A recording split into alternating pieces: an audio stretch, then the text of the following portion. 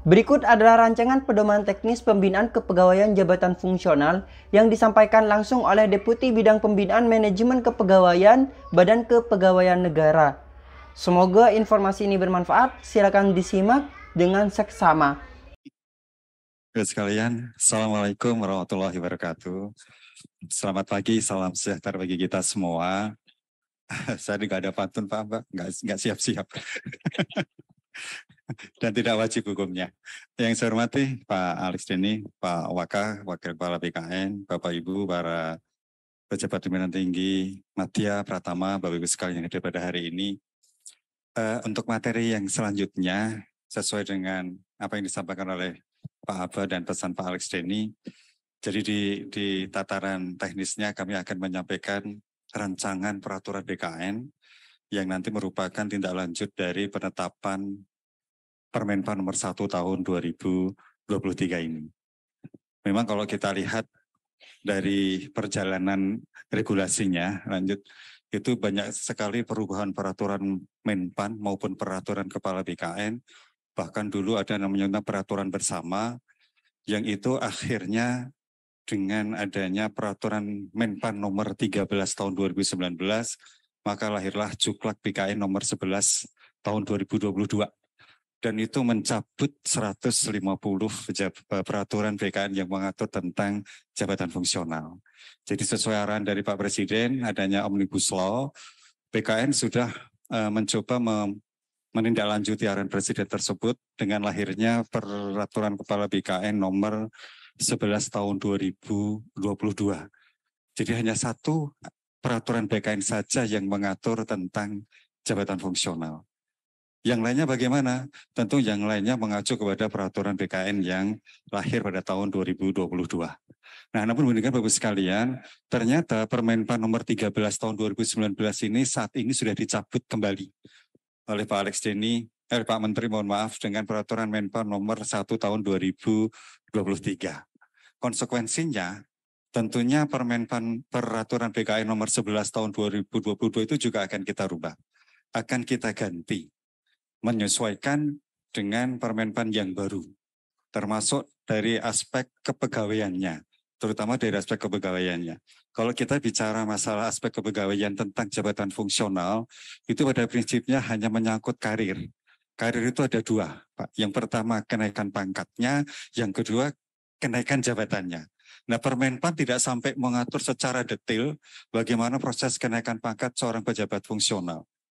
Bagaimana proses pengangkatan dalam jabatan, baik itu melalui 4 cara. Pengangkatan pertama, impassing, kemudian perpindahan, dan yang terakhir promosi. Semuanya diserahkan oleh Pak Aba kepada BKN.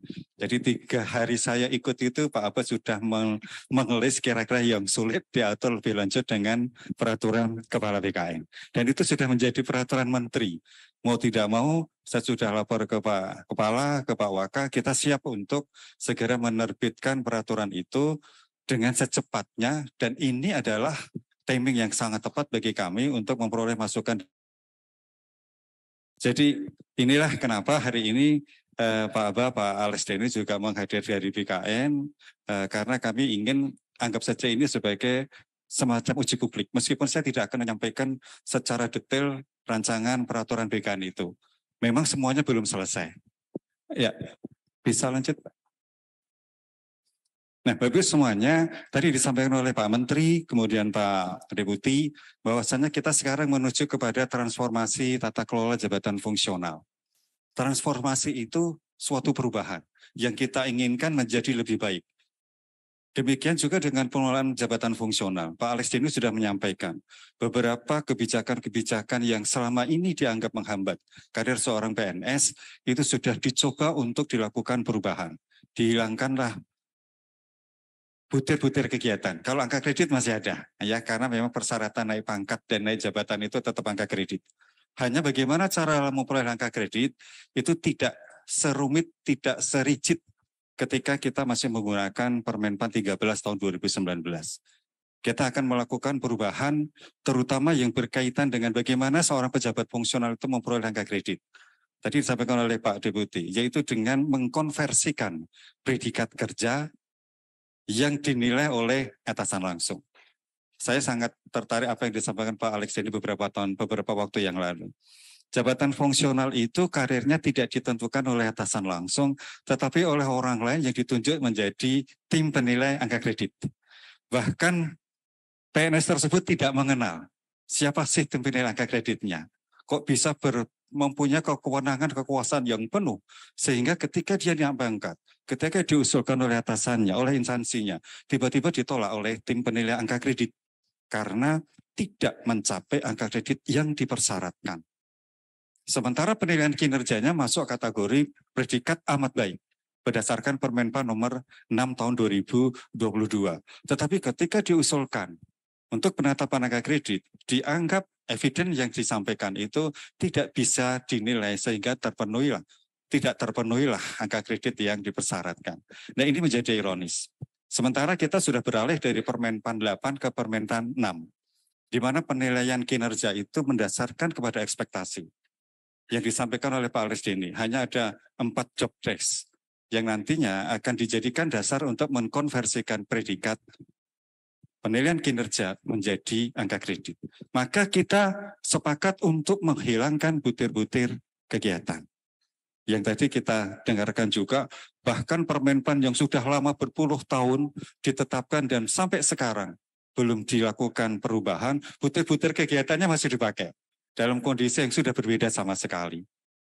Dan pimpinan akan terbelenggu untuk tidak bisa memberikan kegiatan yang bisa mengikuti ekspektasi hanya karena harus tunduk kepada butir-butir kegiatan. Nah, ini sudah dirubah. Itu menuju transformasi yang lebih agile. Supaya kita tahu bahwasanya pejabat fungsional yang sekarang komposisinya itu semakin meningkat jumlahnya, itu bisa berkontribusi terhadap kinerja organisasi. Ini yang kita inginkan. Maka Bapak Ibu semuanya, kita ingin pola karir JEWS itu menjadi lebih agile. Dia boleh ke vertikal, lebih ke horizontal, maupun lebih ke diagonal. Perpindahan antar jabatan fungsional tadi disampaikan oleh Pak Deputi bisa kemana saja, sepanjang memang memenuhi persyaratan. Ada beberapa jabatan fungsional yang memang tidak harus bisa diduduki semuanya, kalau ada persyaratan khusus, terutama berkaitan dengan kualifikasi. Itu ada yang berkaitan dengan profesi. Tetapi sebagian besar ke depan kita ingin itu lebih lincah untuk berpindah. Yang kemudian kita juga membuka ruang perpindahan antar jabatan fungsional ke jabatan non-fungsional. Bahkan di Permenpan itu sudah dilakukan apa istilahnya batas-batas sampai kapan seseorang itu berubah dari fungsional ke non-fungsional dan sebagainya melalui perpindahan diagonal. Kemudian kita juga ingin mendapatkan kepastian karir seorang pejabat fungsional itu membuka ruang seluas-luasnya untuk naik jenjang secara vertikal. Meskipun ada beberapa yang saat ini masih menghambat yang berkaitan dengan formasi. Moga-moga nanti ketika perubahan itu sudah agile, formasi itu sudah, kalaupun dibatasi sudah tidak mengganggu karir seorang PNS untuk berubah. Contoh misalnya Pak Alex ini, kalau misalnya ada seorang dokter sampai saat ini yang utama pun tidak boleh dia berada di puskesmas. Padahal itu karena apa? Karena butir-butir kegiatannya tidak ada. Seorang dokter utama itu di puskesmas. Tapi kalau kita kembali kepada ekspektasi pimpinan, seharusnya memungkinkan posisi jabatan fungsional itu ada di mana saja. Sepanjang memang yang akan dilakukan di depan nanti adalah merupakan keinginan atau ekspektasi dari atasan. Ini moga-moga nanti bisa terwujud. Dan ini akan kita harapkan bisa dilakukan meskipun tidak harus secara frontal, secara bertahap. Kemudian kita mengharapkan ke depan ada simplifikasi jabatan fungsional. Saya dengar di Kementerian Keuangan yang saat ini ada 24 jabatan fungsional masih dalam proses untuk disimplifikasi menjadi 4 jabatan fungsional. Dasarnya bisa rumpun, klasifikasi maupun urusan pemerintahan. Mungkin Pak Alex di BKN yang sekarang punya 4 bisa saja di 1. Sehingga orang itu bisa ditempatkan di mana saja. Kalau di BKN, kalau dia audiman ya di unit-unit yang berkaitan dengan pengawasan. Kalau dia sebagai seorang analisa sistem aparatur yang berkaitan dengan pelayanan. Tetapi ketika itu nanti disimplifikasi, semuanya dasarnya adalah ekspektasi atasan, orang bisa berpindah dari jabatan yang satu dalam satu rumpun, antar rumpun, atau dalam satu urusan pemerintahan yang berbeda. Sepanjang memang itu dimungkinkan menurut persyaratan yang ditetapkan. Kemudian yang terakhir, transformasi itu adalah bagaimana memberikan kesempatan kepada para pejabat fungsional itu pengembangan kompetensi. Kita tidak menginginkan bahwasannya pejabat fungsional itu hanya kelas 2 dari suatu organisasi. Ya, kita menginginkan pejabat fungsional itu minimal setara. Syukur-syukur dia bisa melebihi pejabat pimpinan tinggi Pratama ataupun yang lainnya. Maka pengembangan kompetensi itu menjadi kewajiban.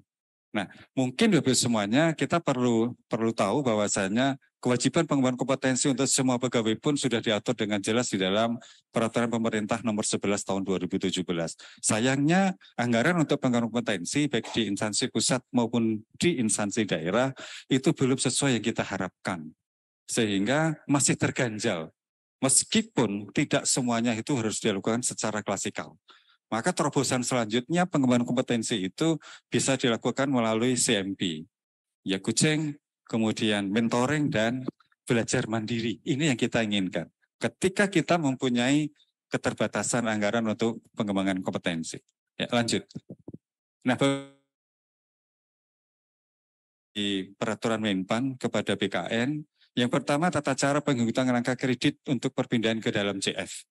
Kalau dulu masih menggunakan butir-butir kegiatan, saya pikir itu sudah ada tata caranya.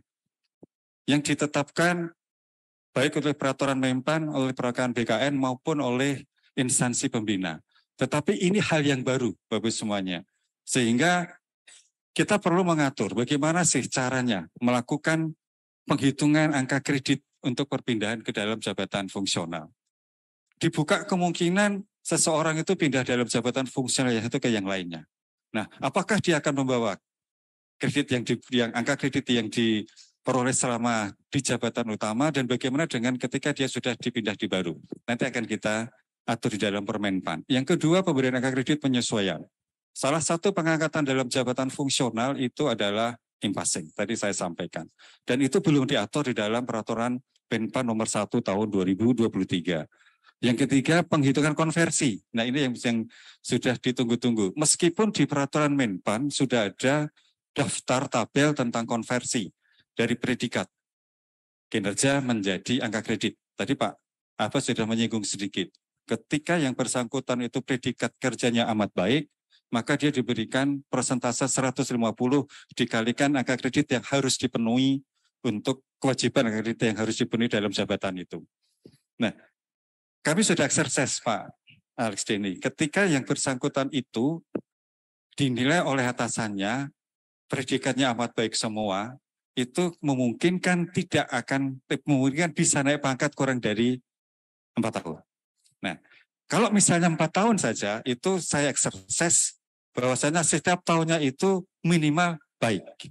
Padahal tadi disampaikan oleh beliau, hampir semua PNS itu punya posisinya baik dan amat baik. Jadi ini memungkinkan. Nah, kalau ingin kurang dari 4 tahun, kemudian tidak memungkinkan dia amat baik semua, masih ada kemungkinan. Dalam 1 tahun terakhir, 2 tahun terakhir atau sebelumnya, itu ada perpaduan antara baik dan amat baik.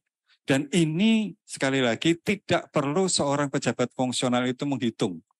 Saya butuh berapa, kemudian apa yang harus saya lakukan, butir-butir kegiatan mana yang nilai angka kreditnya tinggi, sehingga saya fokus untuk kegiatan itu semuanya sudah kita tinggalkan. Maka kita akan mencoba untuk melakukan penghitungan konversi, meskipun tabelnya ada, dari predikat kinerja menjadi angka kredit. Ya, jadi sekali lagi angka kredit jabatan fungsional itu harus ada. Ini yang membedakan dengan jabatan yang lain. Kemudian mekanisme kenaikan jenjang dan tata cara penghitungan angka kredit untuk kumulatif. Ini juga nanti diatur karena tidak ada di Permenpannya. Mekanisme kenaikan pangkatnya juga diatur. Kemudian tata cara penyelarasan kegiatan dan hasil kerja ke dalam butir kegiatan. Nah, butir kegiatan ini nanti akan kita rubah menjadi ruang lingkup. Jadi kita tidak menginginkan adanya butir kegiatan karena memang tidak diatur di dalam peraturan Menpan ini. Kita akan merubah butir kegiatan itu menjadi ruang lingkup. Kenapa perlu ruang lingkup? Jadi ini menjadi pedoman bagi seorang pejabat fungsional ketika harus menyusun SKP yang diturunkan dari rencana strategis, kemudian Renja, dan yang terakhir adalah PK. Nah, siapa yang menyusun ruang lingkup ini? Nah, dalam konsep kami tentulah melibatkan instansi pembina. Dalam membuat ruang lingkup ini tentu disesuaikan dengan jabatan fungsional yang diduduki.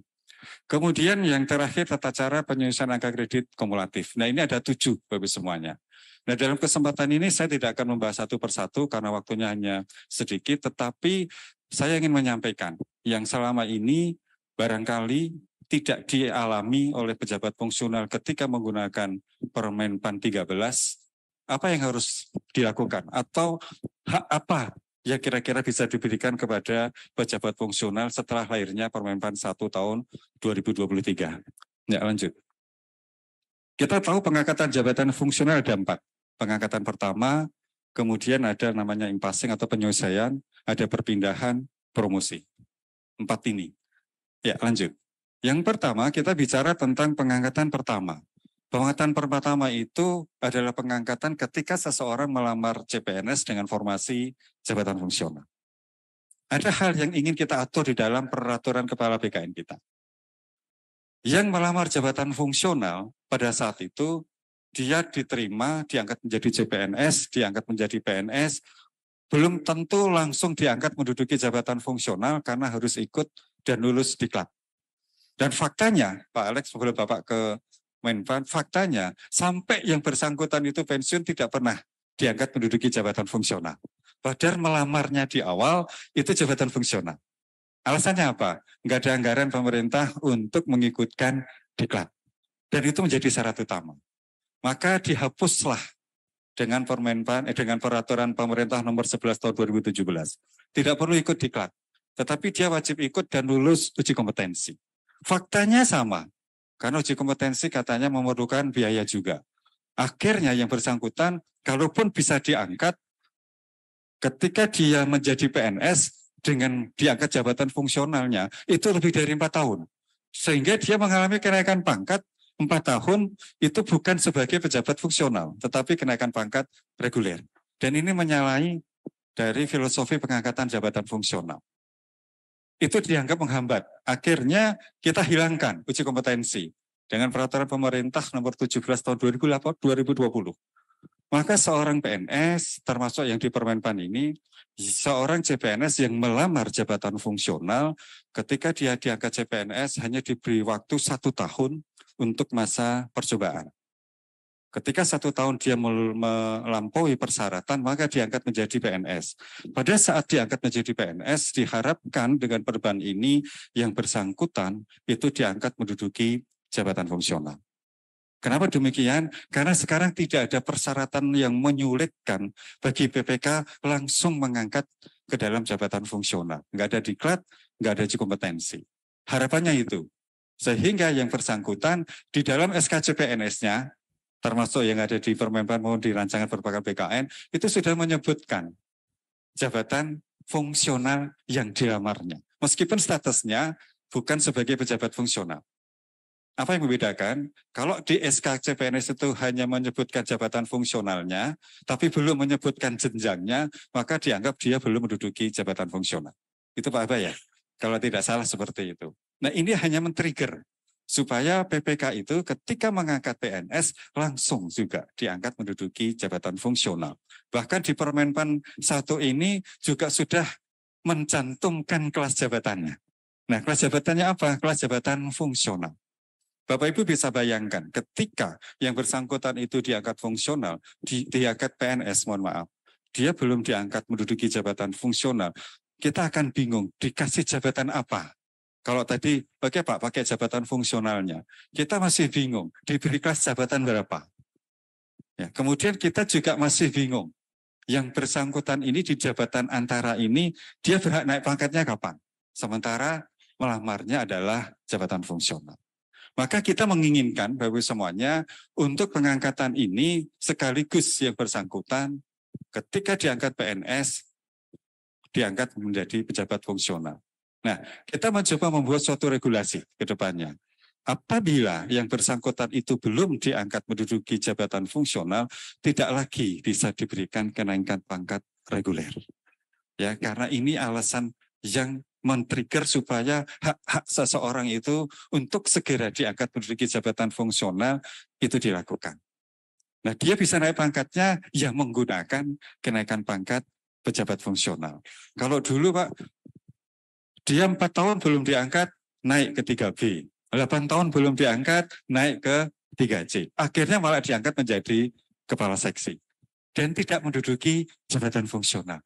Ini terus terang sudah merusak filosofi kenapa pejabat fungsional itu tidak disegerakan karirnya untuk menduduki jabatan fungsional. Jadi inilah keinginan kita untuk sampai reguler kan 4 tahun. Masa 4 tahun tidak ada upaya untuk pengangkatan dalam jabatan fungsional. Kami tidak menginginkan bahwa ini anggapannya PNS yang menduduki jabatan fungsional, yang melamar jabatan fungsional menjadi rugi. Bahkan saya balik, ketika dia tidak diangkat sampai dengan 4 tahun, rugilah pejabat fungsional itu. Kenapa? Dia tidak akan mengalami kenaikan penghasilan. Tunjangan jabatannya masih belum bisa diberikan. Kelas jabatannya juga belum sepenuhnya bisa diberikan, dan sebagainya. Untuk pemulihan angka kreditnya dengan menggunakan konversi juga belum bisa diterapkan. Jadi ini keinginan kita.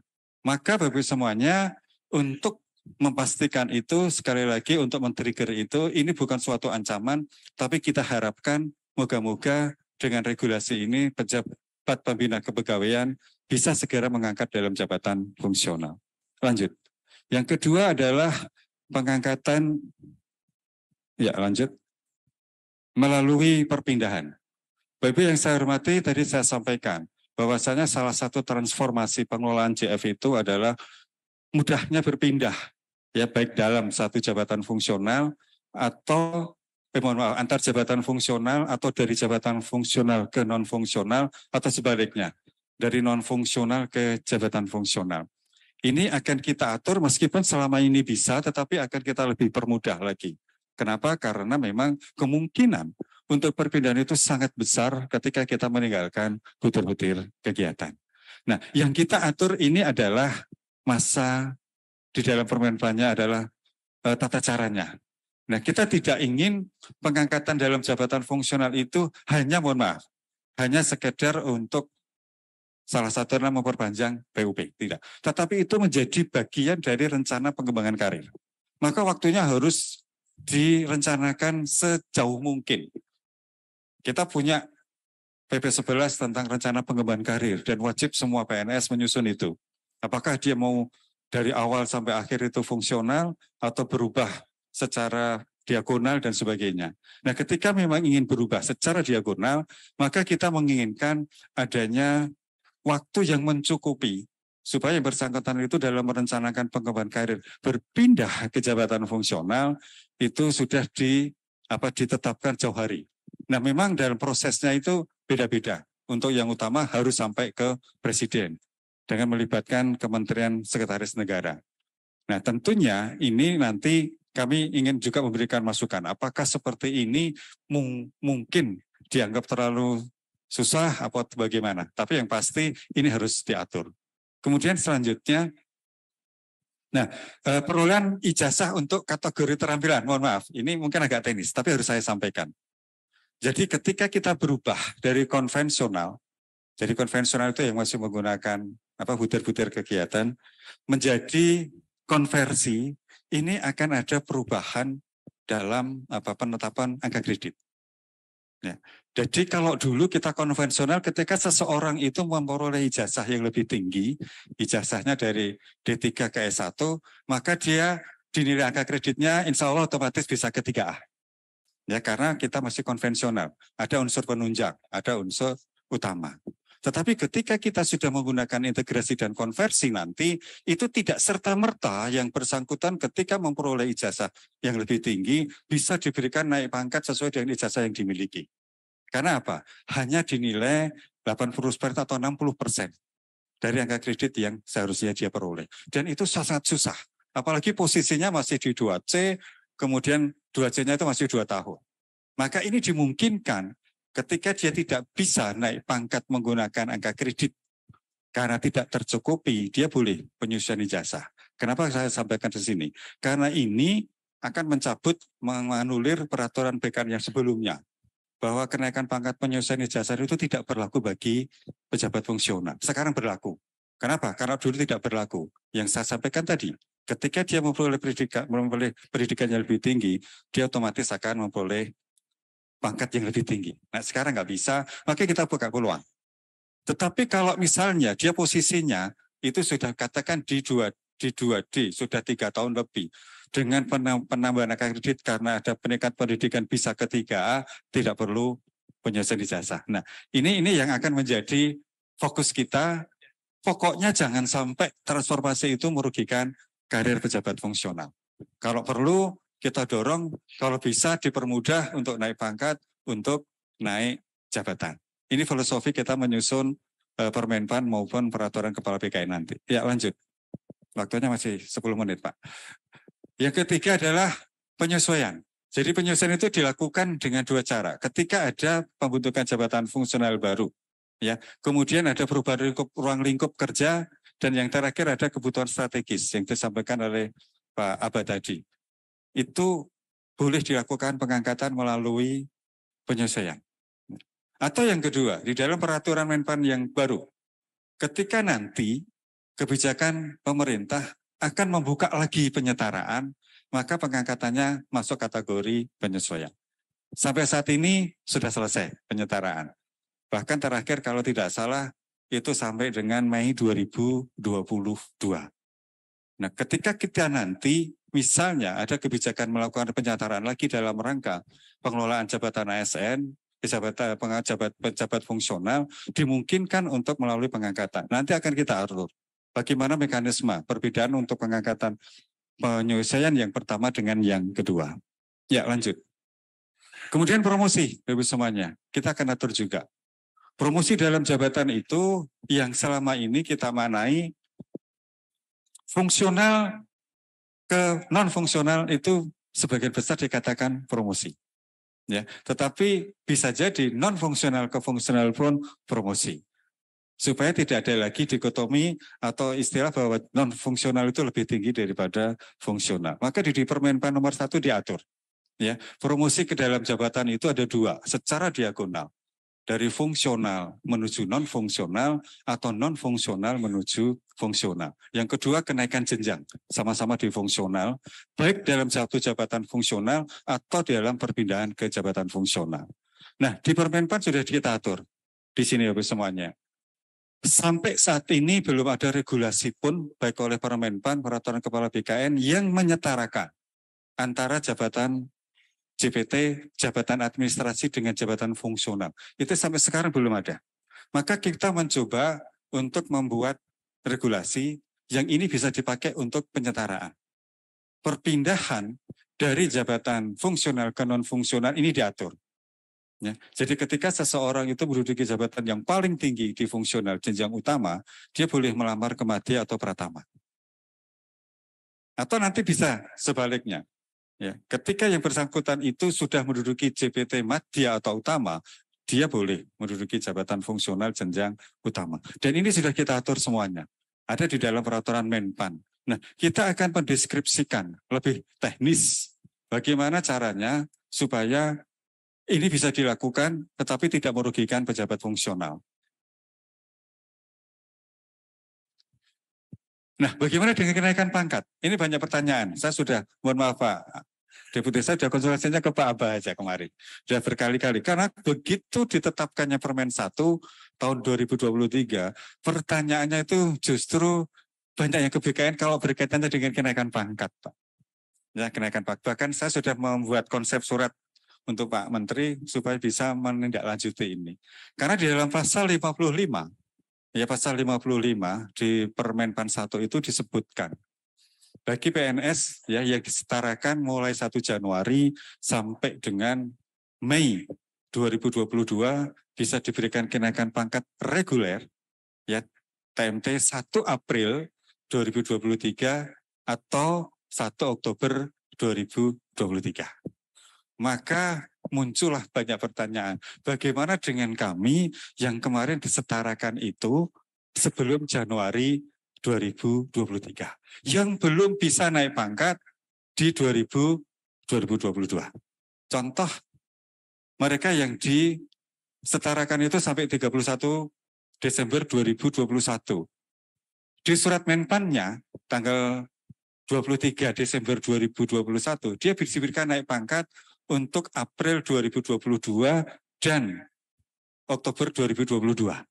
Tetapi banyak yang belum bisa naik pangkat. Kenapa? Karena belum 4 tahun. Karena pemberian kenaikan pangkatnya reguler.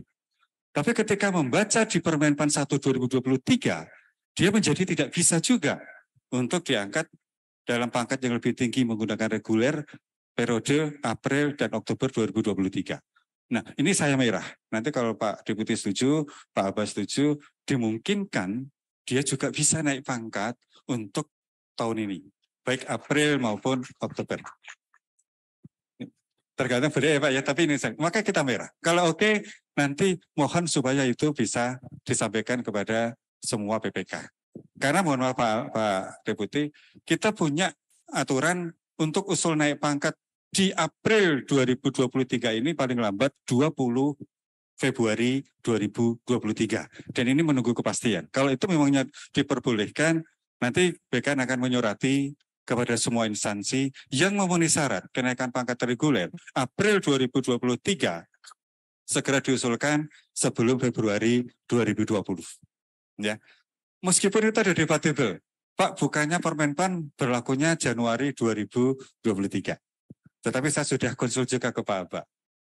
Tetap bisa diberikan April karena sudah dibunyikan di dalam pasal 55. Nah, bagaimana dengan yang berlaku Juli 2023? Itu minimal untuk konversi angka kredit dari predikat kinerja menjadi angka kredit. Sehingga hemat kami, nanti kalau disetujui, untuk kenaikan pangkat April 2024, maka angka kreditnya harus sudah menggunakan konversi.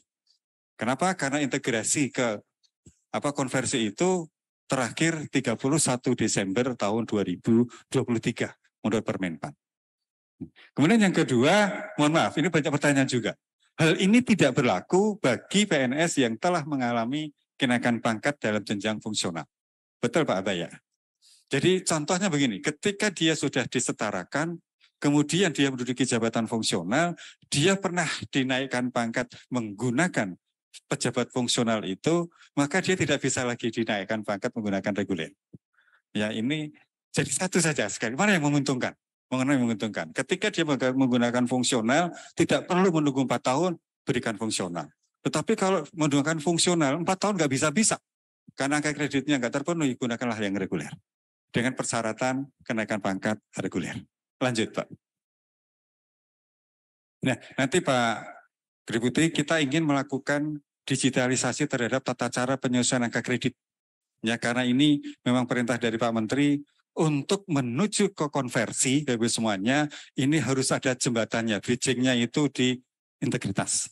Posisi saat ini, jabatan fungsional itu, pola penilaian angka kreditnya itu ada 3.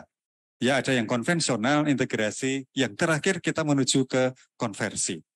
Nah, kita sudah melakukan beberapa exercise, maka sebelum dia untuk yang konvensional, sebelum dia ke konversi harus integrasi dulu. Integrasi, mohon maaf, bukan integritas. Integrasi dulu. Terakhir 31 Desember 2023. Tapi bagi yang sekarang JF-nya sudah menggunakan konversi, sebetulnya bisa langsung dipakai menggunakan predikat kerja ke dalam konversi ke dalam angka kredit. Tapi kita tunggu. Di dalam Permenpannya dibatasi sampai dengan 31 Desember 2023. Kami mohon kepada instansi pembina untuk segera melakukan perpindahan pola angka kredit konvensional ke integrasi sebelum 31 Desember 2023. Sehingga nanti 1 Januari 2024 semua jabatan fungsional sudah menggunakan penilaian angka kredit dengan cara konversi predikat kinerja menjadi angka kredit. Ya, lanjut. Nah, ini yang terakhir Pak Alex Dini. Tadi Bapak menyampaikan ada PR yang dari Pak Alex Dini yang ingin sampaikan adanya peraturan pemerintah tentang tadi manajemen ASN ya Pak. Kalau bisa saya nitip Pak, kalau itu bisa. Karena itu amanat di dalam Undang-Undang ASN. Kenapa sampai sekarang permasalahan kenaikan pangkat, permasalahan kenaikan jabatan untuk pejabat fungsional itu selalu rumit. Ada orang Jawa bilang itu mengsele Pak. Pangkat dengan jabatan itu nggak cocok. Terutama dosen-dosen. Karena sistem kenaikan pangkat kita masih menggunakan yang saat ini. Ada dari juru sampai dengan pembina.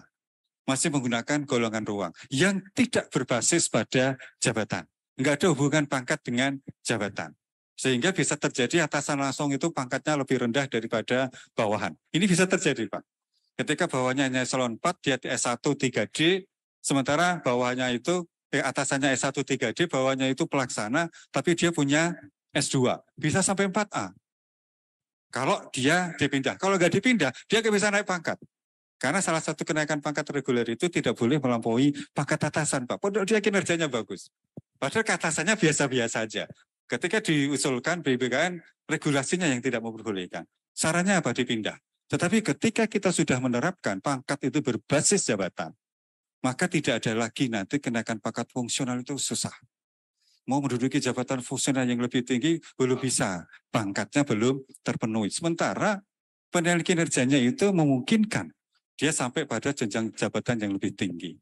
Nah, ketika itu melekat, pangkat itu melekat pada jabatan, kemanapun dia dipindah, maka pangkat itu mengikuti.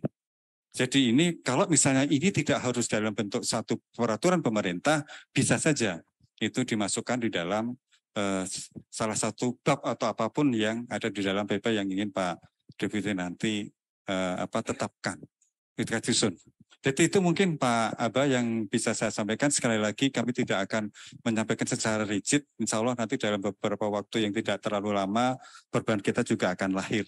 Sehingga untuk proses kenaikan pangkat atau angkatan dalam jabatan, kemudian cara pengintegrasian itu sudah bisa dilakukan dengan cepat. Kurang lebihnya mohon maaf. Bila taufiq wal hidayah. Wassalamualaikum warahmatullahi wabarakatuh. Baik,